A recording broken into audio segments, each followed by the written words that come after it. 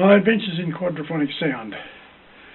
This is just a normal consumer, uneducated in audionics and high fidelity, etc. Starting off fiddling around with quad. Quadraphonic sound for records was a mixture of a whole sorts of things. They started off with the Dynaco system, the Electro Voice, QS, SQ, CD4, Ambiosonics and UD4. That sounds like a mouthful, but up to now we have the new systems that came in the 90s on, the Dolby Surround, Dolby Pro Logic, Dolby Pro Logic X, Dolby Digital, Dolby Digital Plus, Dolby Digital HD, DTS and DTS HD. No more fiddling around then than was now, except electronically things change over automatically. But now starting off with the quadraphonic records, and I'm a collector, have been since the early 70s.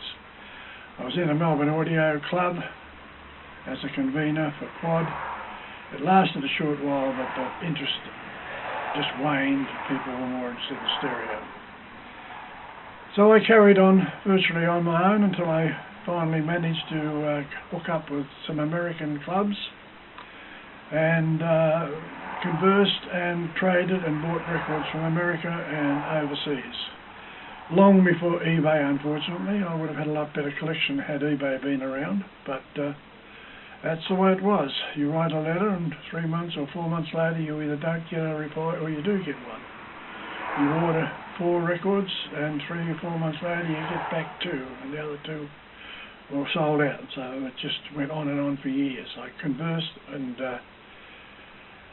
wrote to people all over the world, JVC Cutting Centre, Sansui, Benjamin Brewer, I think his name is, from CBS Laboratories, and other people around that would answer me. I wrote letters to. So I started off looking at what I bought a Sansui QS1, 2 Sony preamps, integrated amplifiers, connected it all up and off I went. Then I found out about the SQ, and there was an SQ part Logic decoder I had. And then I had that for so many months, and then I found there was an SQ full Logic came out. The first SQ full Logic I bought was, I think, the SQ 2020 Sony. Now then later on the 2010 came out, which was basically the same thing. Before that there was a 2000. I saw one of those in Melbourne, but I never bought one. I had the 2020 at the time. The 2010 came out, which was I think it was more of an integrated circuit chip in it rather than discrete components of the 2020. I thought I recall something about a slight improvement, but not much. So that came along, and in the meantime I started buying records. I bought records. I've got a good collection. Not as good as other people around the world, but a very good sample of all the different quadraphonic records. I might show a few later on, but I've got about 900 on SQ and 600 or 700 CD4 and Q. I'm not going to show individual, it'll take years to talk about everyone. But I went through all that collecting records. I also collected the Q8s and the reel-to-reels and all other things quadraphonic, until later on in the 90s DTS CDs etc. came along, and I started collecting them too. But when we get back to records, now the Dynaco system came out, which was not really a quadraphonic system. It was a stereo system with 4 speakers attached, or 3. You could have 1 or 2 in the rear. You had a little resistor somewhere along the lines, and it gave a hall effect. It was alright for the time. Then Electro Voice came out. That was an encoded system which had to be encoded and decoded. That was it was a relative success. Only small companies took over, or Project 3 put a couple out, and Ovation and a lot of small Goldcrest. And some independent companies put out some strange things on university bands, etc. nothing completely all that interesting. A couple of things, but then when the QS decoder came out, to my ears and a number of others, and visually, it almost decoded, well, it did decode better than the Electro Voice at the time decoders, because they weren't developed. They could have perhaps been better, I don't know. But the QS decoding is so good that you really want to be a fanatic to try and improve on it. And if you do, good on you. Fantastic. But it wasn't worth the effort as far as I was concerned. So Sansui came out with their first QS1 decoder, which was just a synthesizer. Then I found out later on that they brought out this QSD1, the 3-band QS decoder, with variomatrics. They had variomatrics in some of the smaller, in some of their integrated amplifiers receivers. They were virtually the equivalent of the QSD2, a single-band variomatrics, which were all very good. But the QSD1 was better. So I got that. After I was fiddling with my SQ2020 for a long time, I heard about this Audionics unit with the Tate. I actually wrote to Tate in England and received a letter that they were going to let me know, of course, which they didn't. I was just a private imbecile writing to them. So later on, I'd read reviews about this Tate board that was, I think I said, when it was demonstrated, it was about 3 foot square, all the board chips on it. Then they brought it down to 3 chips. I rung up Wesley Ruggles at Marina Del Rey many years ago and had a talk with him about it, but it was still too early to discuss much about it. So I've put my $75 order onto Audionics, which guaranteed me a $300 unit when they finally made them. I'm not sure whether it was 2 or 3 years later. They kept sending me letters saying, "Do you want your money back?" I said, "No, hang on." So I finally got one. Fantastic. It really was a great thing. As you got over the initial thrill, and after a year of you're playing a lot of records, and you would find a little bit of pumping sometimes on them. And I think that was the way they were encoded at times, because I've had other ones that are beautiful, just almost discreet, a lot of stuff, great stuff. Minnie Riperton and a few others, just magnificent. So, then the CD4 came out about a year or two after the SQ and QS came on.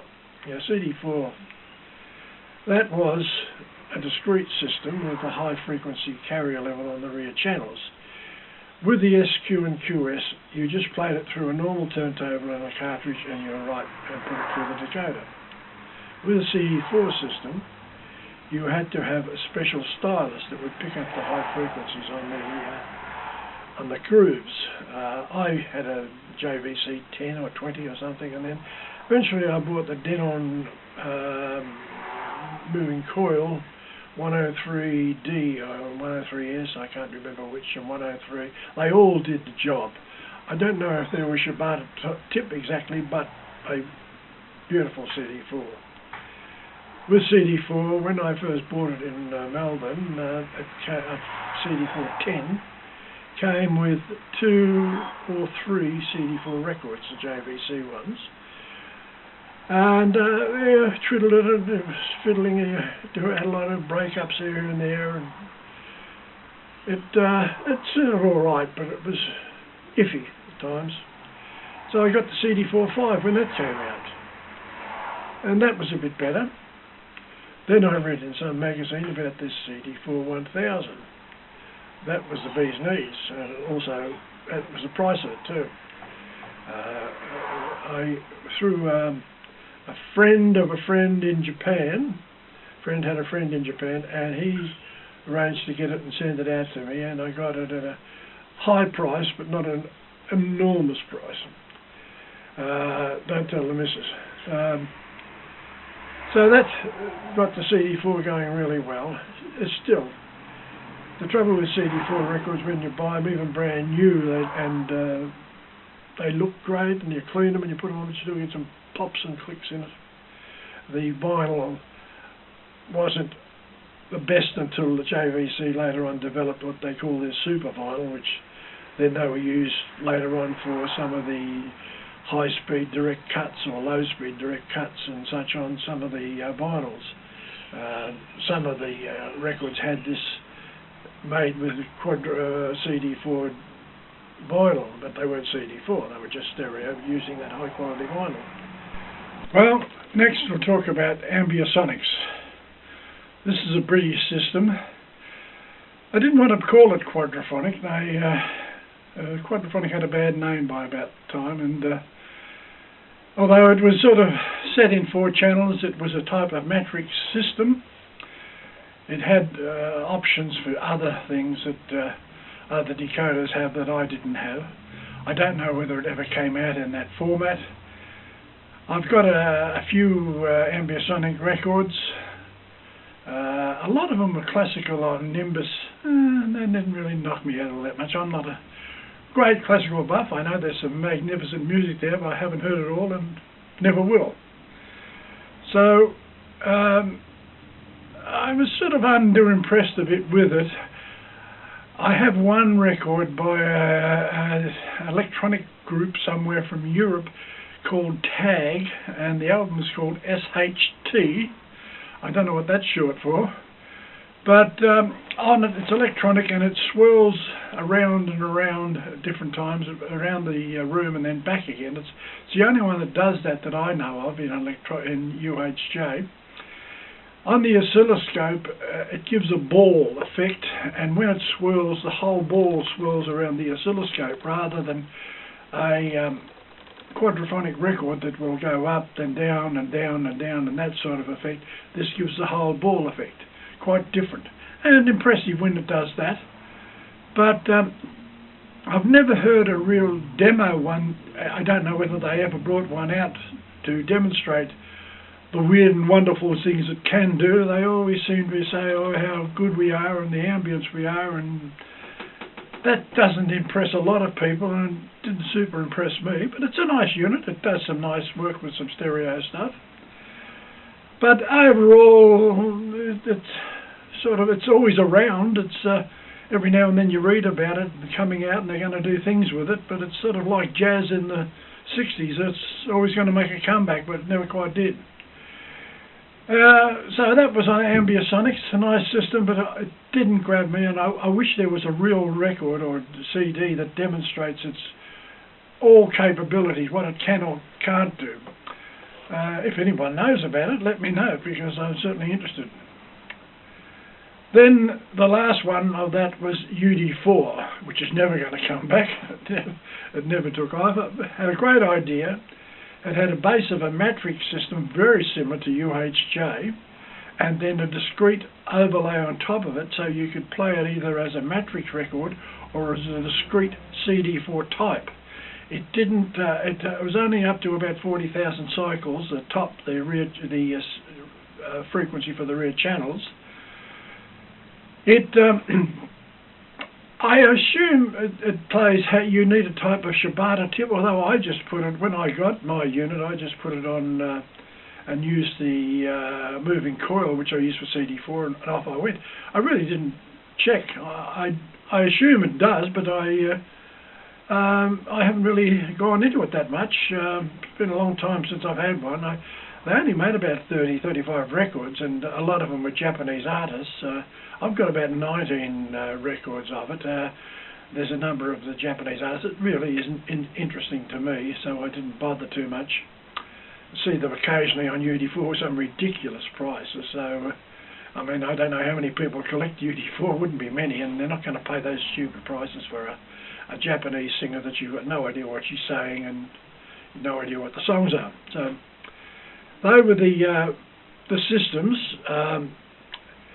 I found that I did play a UHJ demonstration, or that one of electronic of Tag I was talking about. I played that through the Denon on its matrix as a matrix record, and the circle went around and back and around the same as it did on UHJ decoder. So it must be pretty damn close to the decoding principles. I think it was a Dwayne Cooper or something like that. He's probably had fiddling around with both So they're very close decoding process. And that's where I went to on they're the main systems that came out and disappeared. Okay, this is the handheld part of this system here, where we're going to get into some of the decoders. This one here, the Sansui QSD1, this one is one of the better ones of the Sansui system. In my opinion, the best. I heard over in Germany that they had an upgrade of it to an in-house upgrade, but I never heard any more about it. So then underneath it here, this black sucker is the QSD 1000, which I'll stop shaking, which I thought was going to be the bee's knees of decoding, but it was very good. But it was the QS1 is a 3-band. The QS 1000 here is a single band. That's good. I prefer the one. Then the next one up here, I'll get up, is the QSD2. This also is a good decoder, but it's not as good as the others, but it's still excellent. A lot of these QSD2 type decoders were in some of the receivers and such.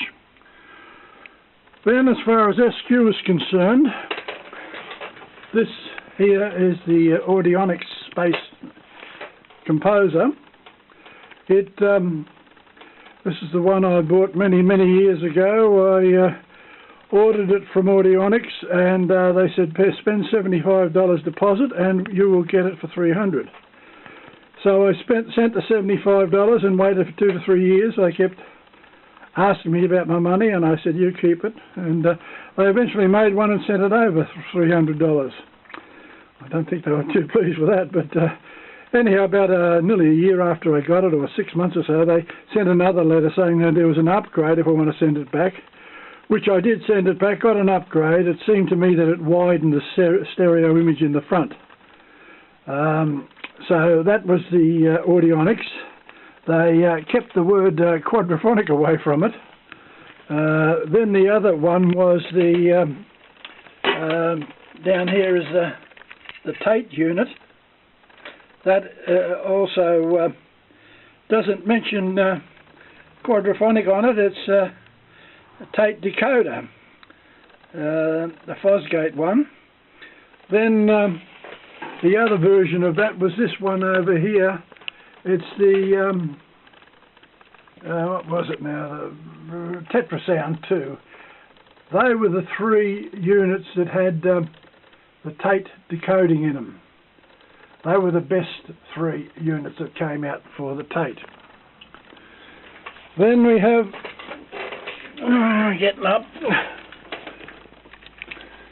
this is the Ambiosonic decoder I'm using, the UHJ by IMF Electronics.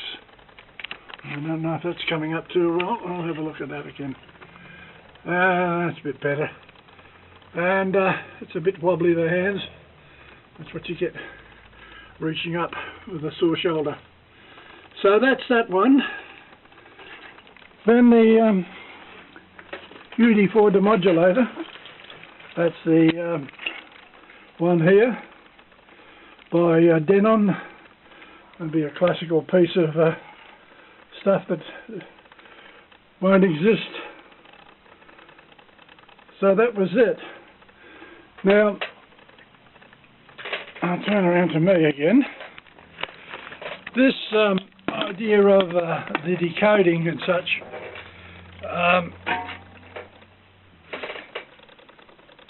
these decoders that I've showed you, they're all over 40 years old.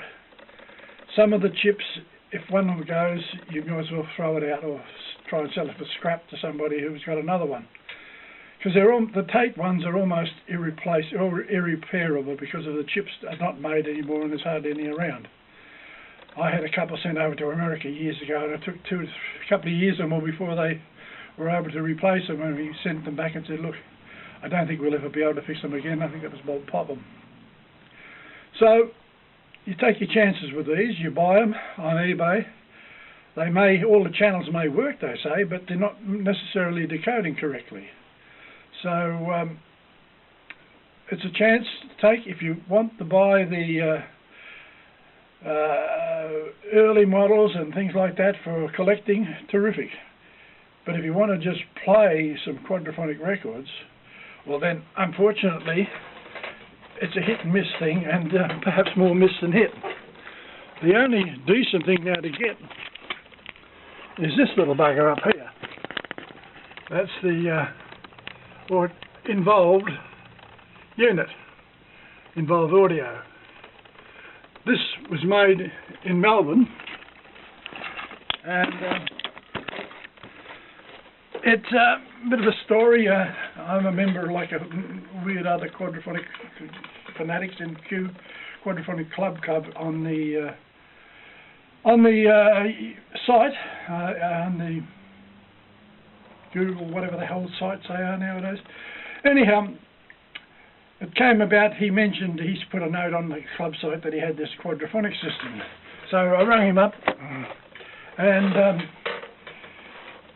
he came over with his little board, and we compared it. He hadn't heard the QSD one, so he came over to compare it. And we compared it, and the rear channels weren't as good. So he took it back to his little cave where he worked. This is Charlie. And fiddled with it, and I invited him back again, and he came back with a couple of his henchmen. And we played some music, and it worked perfectly. It was magnificent. So I told the Quad Club, and some of the members will know what happened then. And then, so he did such a great job on the QS decoder, people had it and thought it was fantastic. So they said, what about the SQ? And he said, oh, no, I can't do that. So we pleaded, and we said, oh, please, please, please, Charlie, come on. And he said, oh, I can't. Then, like a good girlfriend, he relented, and he made it up.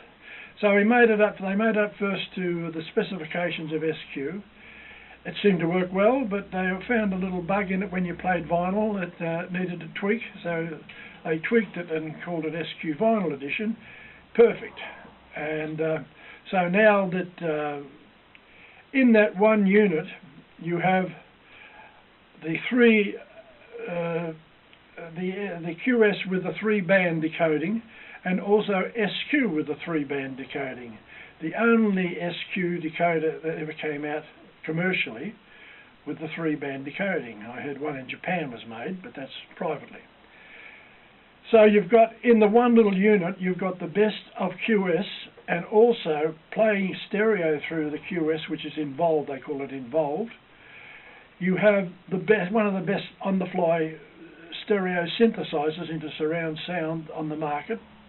And then you've got SQ, which a lot of fanatics have fiddled with it, and they say it's either as good as the Tate, better than the Tate, or nearly as good. So what the hell, you're not going to get any better. And you're getting a brand new unit that if it goes buggered up, you can complain to Charlie and he'll fix it. But these others are virtually unfixable. So that's all about the records and the decoding process. I'll show a few records. I'm not going to show this. I've got a big collection, but it's a comprehensive collection of all systems. But I'm not going to say mine's bigger than yours, because I'm sure there is other people who.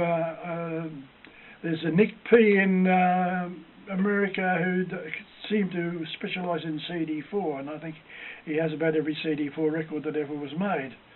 And there used to be another Mike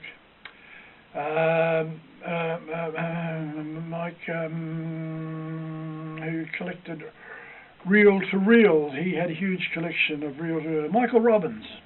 Sorry, he's passed off and his name eluded me. He was a nice fellow. I bought some of his copies he made years and years ago. So, but other people have collected the equipment. I think we saw things about the Quadro King in Germany, who's collected just about every receiver, and that was made. It was a fantastic collection. And there's other collections that I don't know of, but we're a fair rare breed around the world. And when I was talking, you kind of forget that, I mean, I've started from the 70s, and people now are in their 30s and 40s didn't find out a lot about this sort of stuff, and they're vaguely interested now. So, starting again, I realised I haven't talked about CD4. This is my CD4 unit. It's a big bugger, and it really isn't for domestic purpose. It wasn't meant for to buy for domestic. I don't know what it was meant for. Perhaps if you don't make it for domestic, you only make it for idiots, and there's only a few around that were made. I started off with the CD410 and then the CD45, and then I went and jumped headfirst into this monster. It's not much use. Well, it's a superb unit, but of course you can't get one now. I don't know if there's ever been one for sale anywhere. I don't know whether they made 5 or 10 or 20, but I don't think they would have made any more than that.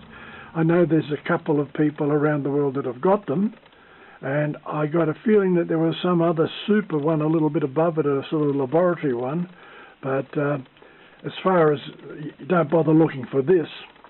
The next best one that you may buy every 20 years or so, or the last one I saw was only a couple of years ago in New Zealand. It was bought by another member. It was called the CD450, which are also as rare as hen's teeth. So that the only ones you can buy are the CD4 Technics ones and National and all those sort of things. I really don't have a lot of experience with them because I jumped from sort of the CD45 to this monster, and it's a huge jump. So that it's of interest, but it's not much point in talking about it to buy one. Above it you can see the JVC 4-channel preamplifier that you switch in. You've got 2 lots of 4-channel tapes in and out, and 2 lots of inputs for decoders, SQ and QS if you wanted to. So it's a very, very comprehensive one. And underneath, of course, is the same thing again. Strangely enough, years ago, there was another fellow in Melbourne who had one. And he used it for a while, then he went off quad, he went back to stereo, and later on, unfortunately, he died, and I bought it from a friend of his. So that was the decoders. I have to keep up with that. If it interests you, well, there it was. I'll stop again for a second. I'll show some records. Okay. Starting to look at some quadraphonic records. This is from this row here, top row there, along there, and along this row here, that top row there, top row down there, they're all SQ. That sort of thing like that, and the demos, and I'm not going to show them all, just ridiculous. Some classical stuff, and Billy Joel. These ones. This one, Isaac Hayes, Maharishi Orchestra, Minnie Rippleton, and so forth. So they're the SQ. These are some UD4 discs up here. Dino, that one.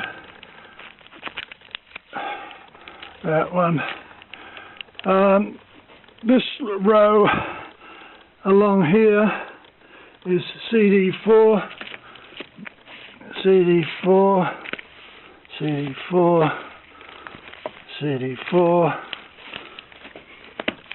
along there. So this bottom row is all CD, middle row is CD4. The bottom row here are all QS.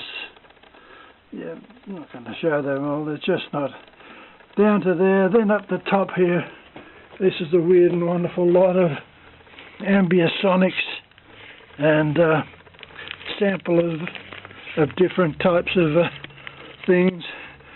It's just records.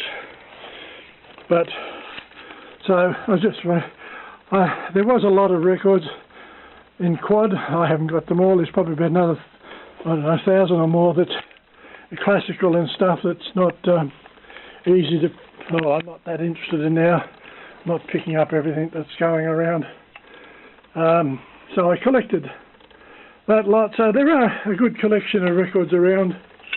I know it's nothing like stereo, but there they are. There's quad records. I had as I told you, a quick look. There's some 8 tracks. I've got more around, and reel-to-reels and so forth. So I collected a lot of different things. I collected a good sample of all the quad systems, reel-to-reel and well as the 8 tracks. So that it's just of interest. If you want to know, there's quad stuff around, and that's what happened to people who got locked into it or got interested in it. And it was good fun, and still is good fun. You can still play it and enjoy it. Okay.